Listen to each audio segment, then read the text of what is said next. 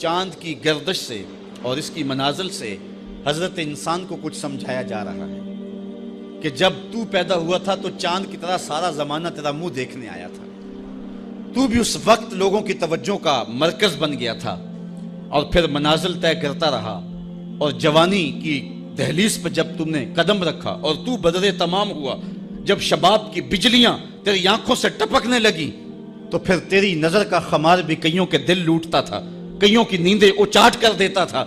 جس طرح چاند جب جوبن پہ ہو تو چکور کا دل لرزتا ہے اور سمندر میں جوار بھاٹا پیدا ہو جاتا ہے، لہریں اٹھتی ہیں، طوفان پیدا ہوتے ہیں، تو جب بندہ بھی جوانی کی دہلیز پہ ہوتا ہے تو وہ بھی طوفان اٹھاتا ہے، دلوں میں جوار بھاٹے پیدا ہوتے ہیں۔ تو وہ لمحے بھی آئے کہ تو نے دلوں کی بستیاں اور دلوں کی دنیا پر ہلچل پیدا کر کے رکھ دی۔ تیرا شباب لوگوں کی زندگیوں کے اندر گھلتا رہا اور کتنوں کی نیندیں اچاٹ ہوتی رہیں، تیری زلف کے شکن کتنوں کا قرار لوٹ کے لے گئے، لیکن پھر وہ لمحہ بھی آیا، حتی آدھا کل ارجون القدیم، پھر بوڑھا ہو گیا، پھر تجھے کوئی دیکھنے بھی نہیں آتا، کوئی تجھ سے اداس بھی نہیں ہوتا، بچے بھی کترا کے گزر جاتے ہیں۔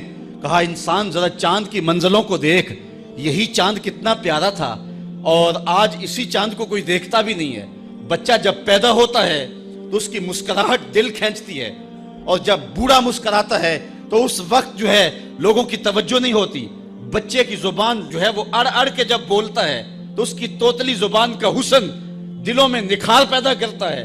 ماں بھی بلہاری جاتی ہے، باپ بھی صدقے جاتا ہے، بہنیں بھی جو ہے وہ قربان جاتی ہیں، تو بچے کا ٹوٹا لہجہ اور توتلی زبان خوشیوں کی ایک لہر ہوتی ہے۔ لیکن جب بڑھاپے میں فالج کی وجہ سے زبان میں لکنت آ جائے، اب توتلا پن پیدا ہو جائے، اب زبان اٹکنے لگے تو بچے بھی مذاق اڑاتے ہیں۔ ایک لمحہ وہ تھا کہ زبان توتلی تھی تو حسن تھا، آج لمحہ وہ گیا کہ حتی آدھا کل ارجون القدیم، کھجور کی ٹہنی سے جب پھل توڑ لیا جائے اب اس ٹہنی کو کون پوچھتا ہے؟ جب تک پھل آیا نہیں تھا وہ ٹہنی اچھی لگتی تھی، مالی سنبھال کے رکھتا تھا، جڑوں کو بھی پانی دیتا تھا اور خیال کرتا تھا کہ کوئی ایسا نقصان نہ ہو کہ یہ پودا جو ہے وہ مرجھا جائے۔ پھر جوبن پہ آیا اور جب کھجوریں لگیں تو اس نے پھر رسیاں بھی باندھی اور کھجوروں کو سنبھالنے کے لیے سب کچھ کیا۔ پھر جس دن اس نے اس ڈال سے پھل کاٹ لیا، اب وہ کھجور اجڑ گئی، اب اس کی وہ ٹہنی بے توقیر ہو گئی۔ انسان کی زندگی کا جب شباب لٹ جاتا ہے اور بڑھاپے میں جب وہ کسی قابل نہیں رہ جاتا تو پھر اس کی بھی یہ مثال ہے، حتی آدھا کل ارجون القدیم، جیسے کھجور کی پرانی ڈال ہو۔ اپنی نظر اور شرمگاہ کی حفاظت کریں۔ اس دور کا سب سے بڑا فتنہ یہ ہے کہ نگاہیں پاک نہیں رہی، نگاہیں غلیظ اور گندی ہو گئی، شرمگاہوں میں وہ تقدس نہیں رہا ہے۔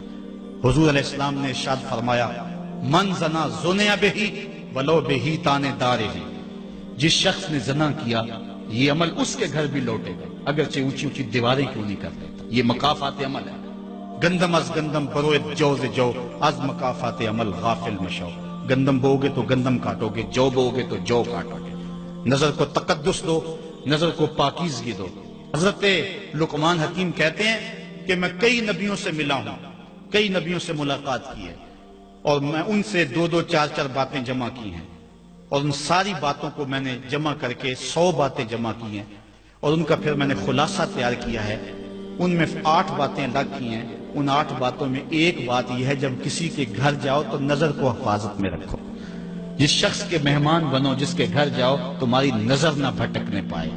نظر اگر غیر محرم کو شہوت سے دیکھتی ہے، حدیث میں آتا ہے کل قیامت کے دن جہنم کی آگ سے بھر دی جائے گی، وہ سخت رسوا ہوگا۔